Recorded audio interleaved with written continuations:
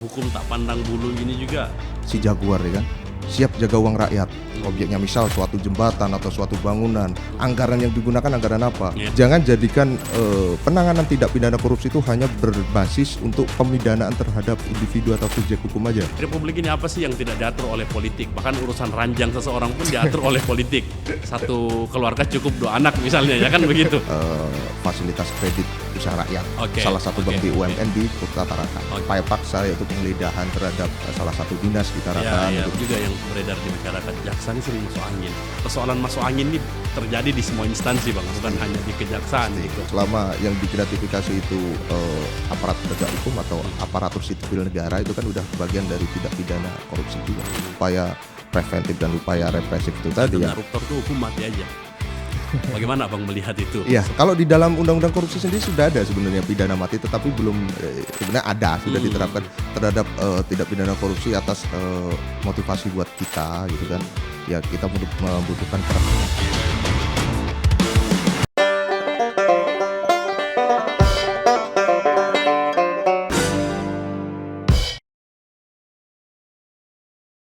Selamat siang pemirsa, kembali lagi di podcast Politik Tanpa Intrik. Namun kali ini kita tidak sedang membahas politik, karena pada siang hari ini Studio Bono TV kehadiran satu narasumber yang kalau namanya disebut-sebut di Indonesia, rame di Indonesia ini.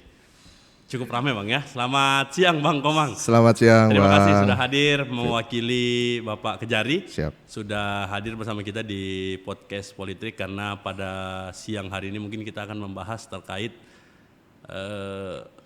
persoalan hukum, menyelesaikan persoalan hukum tanpa pandang bulu. Artinya semua sama di mata hukum dan ini dijamin oleh undang-undang.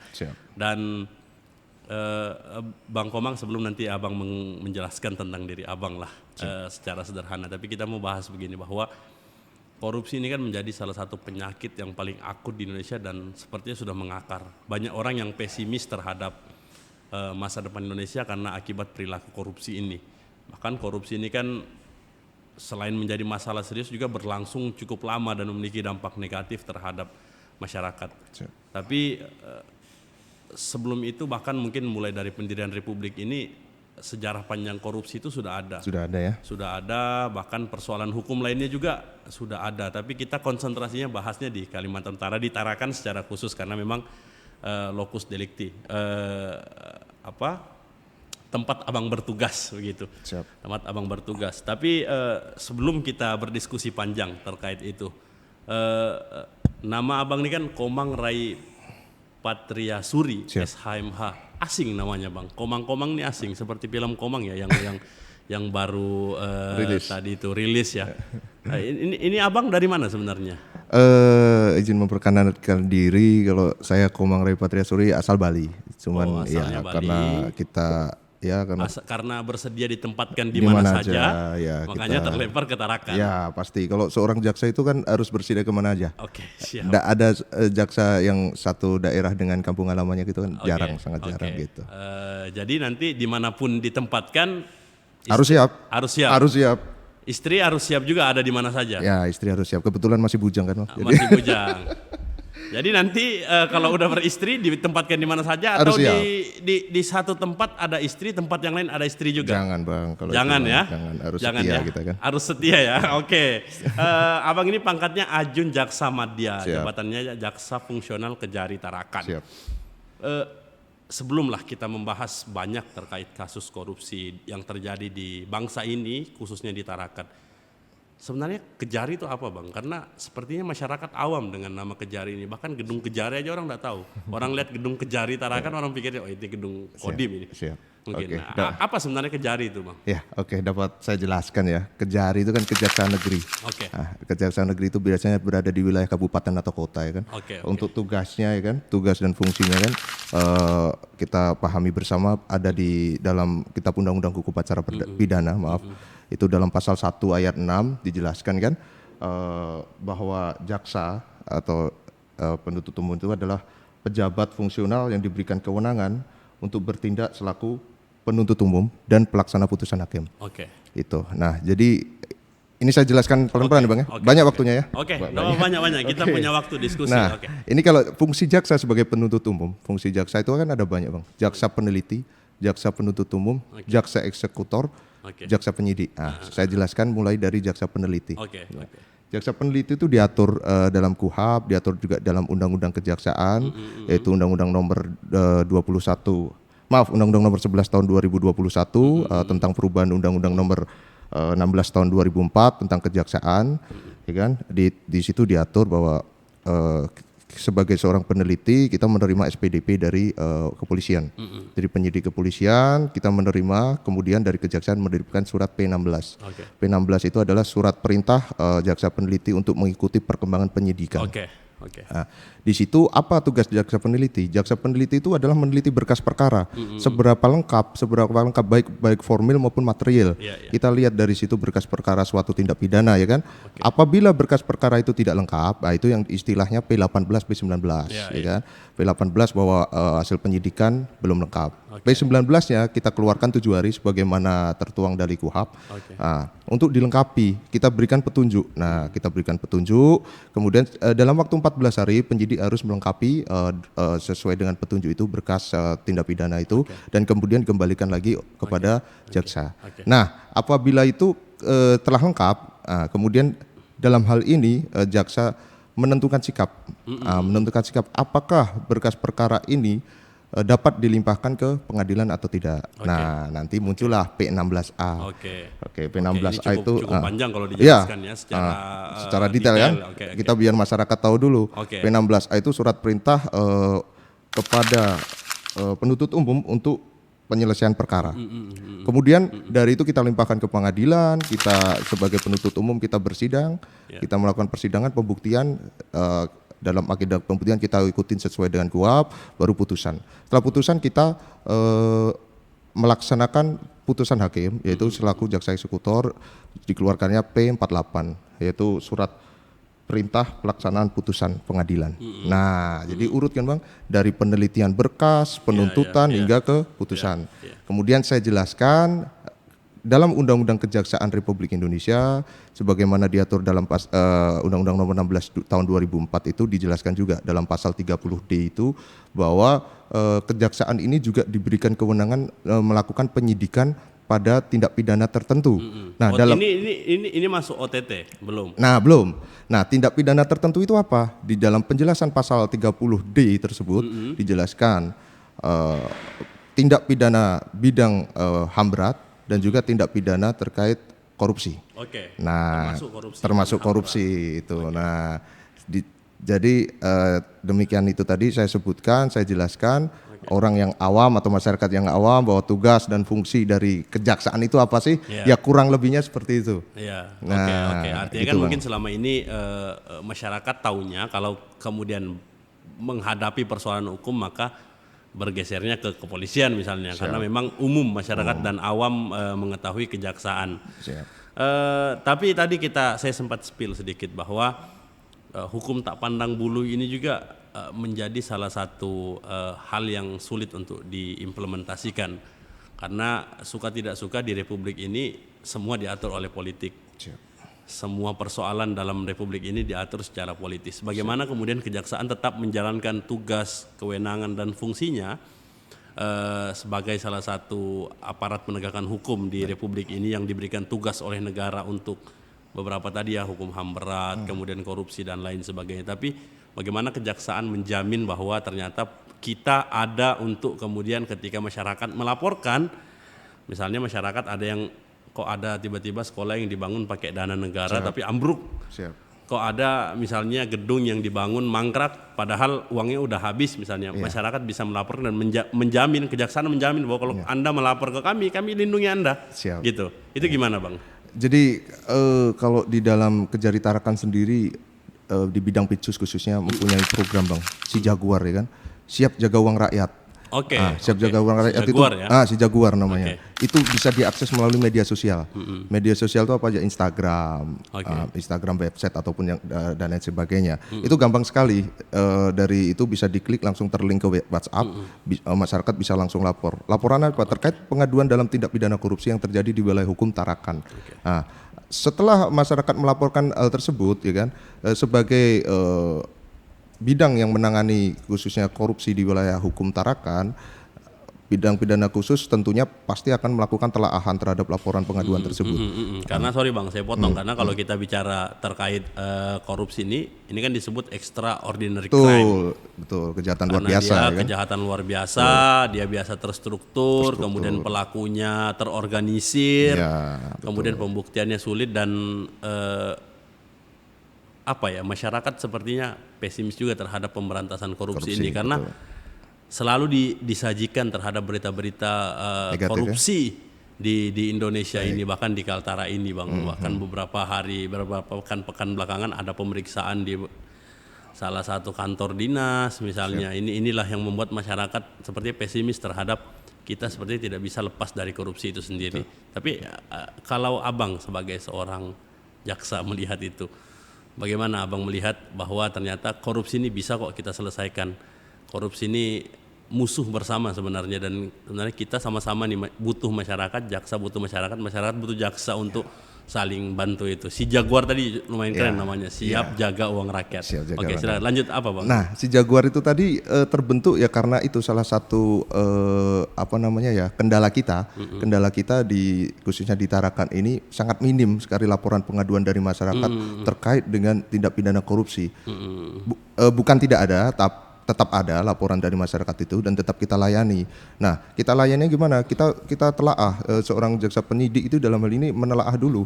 Kita telaah dulu laporan itu, objeknya apa dulu? Objeknya misal suatu jembatan atau suatu bangunan. Anggaran yang digunakan anggaran apa? Bisa jadi swasta atau bisa jadi APBD, APBN. Nah, kita dapat pahami bersama kalau melakukan penyalahgunaan wewenang dalam hal ini untuk merugikan keuangan negara, baik APBD maupun APBN itu kan sudah merugikan keuangan negara. Hal tersebut berarti masuk ke dalam ranah tindak pidana korupsi. Nah, kita jadi tidak semua laporan dari masyarakat itu kita serta-merta harus kita proses penyidikan gitu. Kita lihat dulu kan, kita seorang penyidik kan harus mampu mempunyai intelijensi yang kuat kan gitu kan.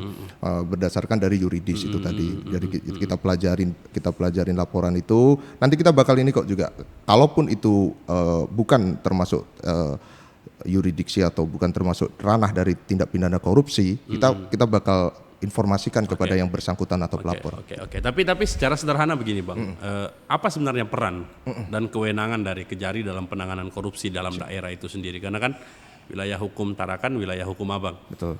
Terus apa fungsinya dalam penanganan kasus korupsi di Tarakan itu? Baik. Kalau upaya peran kejaksaan dalam kasus korupsi ini banyak Pak. Ada di bidang intelijen itu kan juga ada penyuluhan hukum. Itu upaya preventif ya kan, upaya pencegahan. Upaya pencegahan itu ya bisa jadi kita melakukan penyuluhan hukum terhadap dinas-dinas atau OPD terkait gitu kan. Itu peran dari bidang intelijen gitu. Nah, bidang pidana khususnya adalah untuk penindakan terkait dengan adanya laporan terkait dengan pidana korupsi itu tadi sendiri gitu kan Bang. Nah, jadi ada dua upaya yang dilakukan dari kejaksaan, upaya preventif dan represif. Represifnya adalah penindakan gitu. Nah, cuman dari pimpinan arahan langsung oleh Bapak Jaksa Agung gitu kan. Jangan jadikan penanganan tindak pidana korupsi itu hanya berbasis untuk pemidanaan terhadap individu atau subjek hukum aja. Tapi jadikanlah itu untuk pemulihan kerugian keuangan negara yang telah keluar. Makanya ada pasal 18 Undang-Undang Tindak Pidana Korupsi. Itu untuk pemulihan uang pengganti. Uang pengganti itu apa ya? Kembali lagi peran jaksa eksekutor ini untuk melacak aset-aset dari terpidana itu tadi untuk menutupi kerugian yang telah keluar itu tadi. Kita dapat lakukan sita aset terhadap aset-asetnya, kita dapat melakukan artinya korupsi tidak boleh hanya ditangkap. Kalau boleh dimiskinkan sesuai dengan uang yang dia ambil, kerugian negara yang dihasilkan dari itu. Betul, karena sistem di Indonesia kan bukan cuma penal, tapi non penal kan juga untuk pemulihan kerugian keuangan negara, gitu kan Bang. Tapi begini Bang, kalau Abang sendirilah suatu saat mungkin jadi jaksa agung atau apapun lah modelnya itu, ini kan kita aminkan saja Bang, kita aminkan berangkat dari Tarakan. Tapi Abang melihat sebenarnya kalau ada tindak pidana korupsi sebenarnya, apa solusinya untuk bangsa ini sebenarnya? Karena tadi saya sudah sampaikan di awal bahwa korupsi ini sebenarnya penyakit yang paling sulit untuk dihapuskan. Sebelum merdeka pun udah ada ya korupsi. Sebelum merdeka pun udah ada. Bahkan korupsi itu terjadi sampai hal yang terkecil. Bahkan tadi kita diskusi misalnya ketika ada terjadi kasus korupsi, ada kelompok yang membela, ada kelompok yang mendukung, ada kelompok yang kemudian mencoba untuk menjadi pagar dalam proses penanganan hukum itu sendiri misalnya. Dan itu pasti. Karena saya sampaikan tadi bahwa di Republik ini apa sih yang tidak diatur oleh politik? Bahkan urusan ranjang seseorang pun diatur oleh politik. Satu keluarga cukup 2 anak misalnya, ya kan begitu. Tapi kalau abang secara pribadi melihat sebenarnya seberapa optimis abang melihat kasus korupsi kita bisa bebas dari kasus korupsi itu? Kalau kita lihat kasus-kasus big fish di Kejaksaan Agung kan kita tentu optimis. Bapak Jaksa Agung dalam hal ini konsen untuk memberantas korupsi. Ya. Apalagi apalagi yang rilis kemarin ya, uang 11 triliun ya. Segudang itu ya. Makanya itu, kalau kita lihat berita-berita atau dari kanal YouTube atau dari media lainnya itu kan kita lihat dari Kejaksaan Agung tentu dalam hal ini fokus banget terhadap penegakan hukum bidang korupsi. Tetapi yang saya garis besari tadi, apa upayanya ya kan? Ya, sistemnya betul. dirubah, Pak. Betul. Sistemnya yang harus dirubah. Betul. Kalau sistem nggak dirubah ya gitu-gitu aja. Makanya Pak Jaksa Agung selalu selain memberantas korupsi, memulihkan keuangan negara, jaksa juga bisa memberikan advice perubahan sistem dari OPD terkait. Perubahan gimana? Ya kita memberikan opini, memberikan advice. Gimana sih sistem yang harus dirubah dalam suatu OPD sih? Ya kan? Kalau pelaporan dalam ini misal LPG-nya tidak lengkap, gimana sih lengkapnya? Nah itu jaksa juga bisa memberikan advice, memberikan opini gitu. Artinya upaya preventif tadi sudah dilakukan, betul. Kemudian upaya intervensi juga sudah dilakukan mungkin oleh pihak kejaksaan. Tapi begini Bang, jaksa ini kan baru-baru wangi di awal periode kepemimpinan Bapak Presiden Prabowo. Siap. Salah satu upaya untuk mendukung Astacita Prabowo adalah memberantas korupsi. Karena kalau kita bicara blueprint atau renstra jangka panjang kepemimpinan Prabowo itu kan salah satunya adalah Astacita itu yang cukup besar dan itu tidak akan bisa terrealisasi kalau selama masih ada korupsi. Tapi kalau kita bahas Indonesia cukup besar Bang, kita bahas Tarakan aja. Kalau di Tarakan sendiri sebenarnya ada berapa banyak kasus tindak pidana hukum yang saat ini sedang berproses di Kejaksaan Negeri Tarakan? Korupsi ya? Korupsi entah apapun itulah, kasus yang kemudian mungkin di belakangan viral di masyarakat saat ini sedang ditangani oleh Kejaksaan. Kalau pelaporan labdu dari masyarakat ya yang saya sampaikan masih minim, tetapi bukan tidak ada, ada. Nah, kita tidak lanjutin, kita ada beberapa perkara yang di penyelidikan dan juga kurang lebih ada 3 perkara di tahap penyidikan. Di tahap penyidikan ini salah satunya ya, saya spill aja salah satunya ya terkait dengan pemberian fasilitas kredit usaha rakyat, salah satu bank BUMN di Kota Tarakan. Itu juga sangat menarik sebenarnya.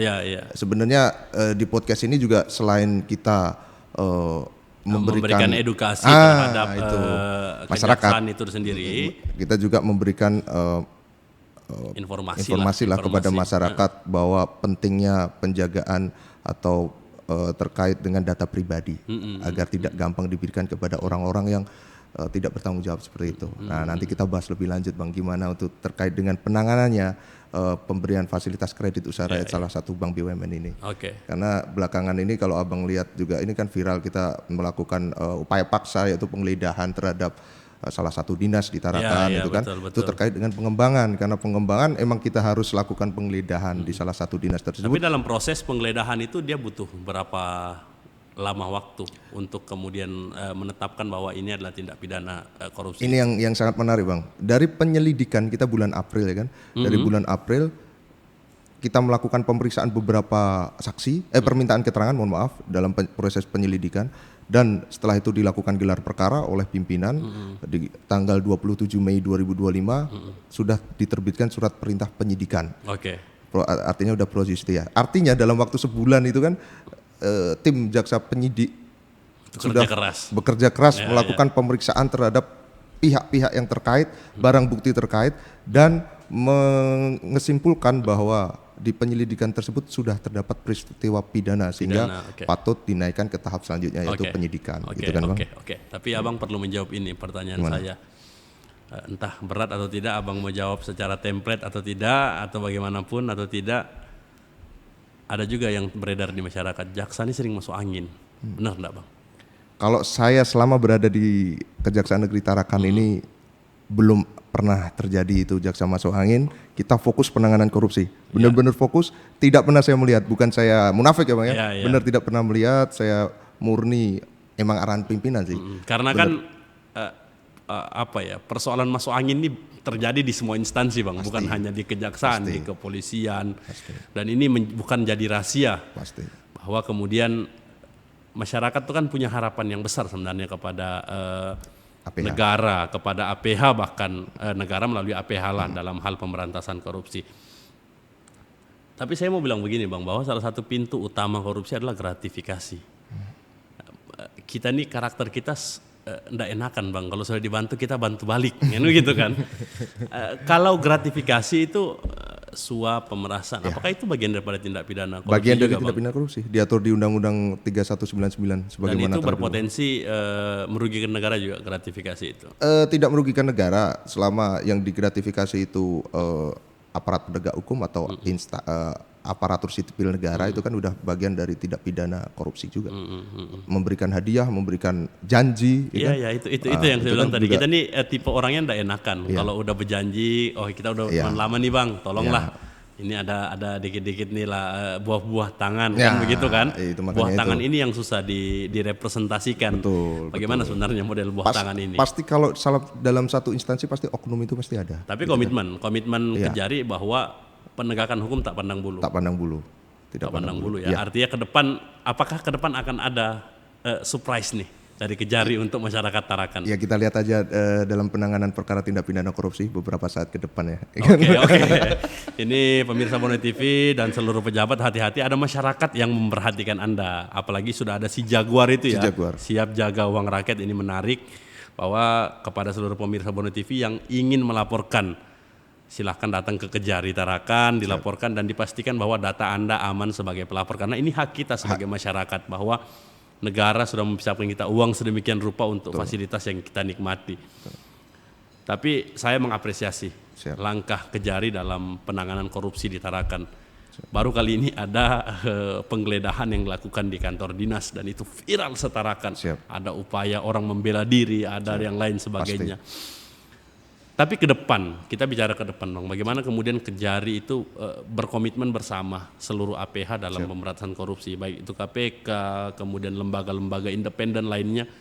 Apa langkah yang dilakukan oleh Kejari untuk kemudian